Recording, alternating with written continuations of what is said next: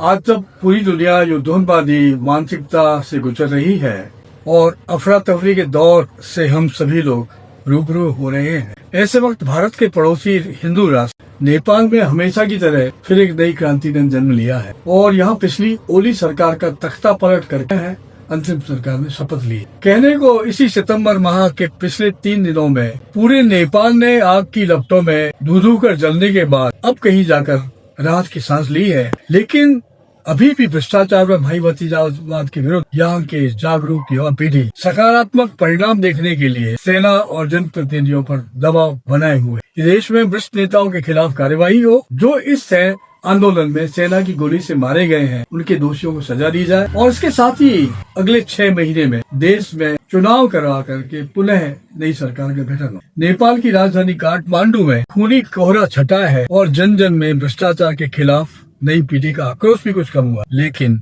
नेपाल की इस डिजिटल पीढ़ी ने सारी दुनिया के सामने आज एक मिसाल पैदा कर दी है। बावजूद इस अस्थायी बदलाव के दुनिया एक नवाचार का अंग बन गई। आज नेपाल की युवा पीढ़ी चाहे सड़कों पर उतर आई है, लेकिन जन आक्रोश ने भ्रष्टाचार के खिलाफ एक बेमिसाल एकजुटता का उदाहरण पेश किया है। अभी भी नवगठित अंतरिम सरकार की प्रधानमंत्री सुशीला जी के नेतृत्व में हालांकि अंतरिम सरकार बन चुकी है, लेकिन आज भी पल पल में नेपाल की नवनिर्मित सरकार के सामने चुनौतियां आ रही हैं। एक और जनता की बढ़ती हुई बेचैनी की रस्साकशी चल रही है, फिर भी उसका भविष्य बैलेट बॉक्स में तय है। आइए सेना की सुरक्षा प्रहरों के बीच नेपाल की सरकार के सच को कुछ तस्वीरों के माध्यम से समझने की कोशिश करें। आज की पीढ़ी के पास आज हैशटैग हथियार है और मोबाइल स्क्रीन पर उभरने वाली नवक्रांति की बुनियाद, नवक्रांति की आवाज सारी दुनिया को सुनाई पड़ रही है। भारत की गर्भनाल से जुड़े हुए हिंदू राष्ट्र नेपाल के संबंध में प्रधानमंत्री नरेंद्र मोदी ने कहा है 140 करोड़ भारतवासियों की तरफ से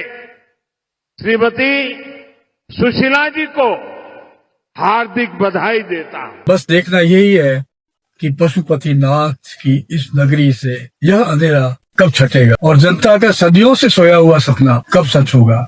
जन जन की गरीबी, बेरोजगारी और भ्रष्टाचार से यहाँ की जनता कब मुक्ति की सांस लेगी।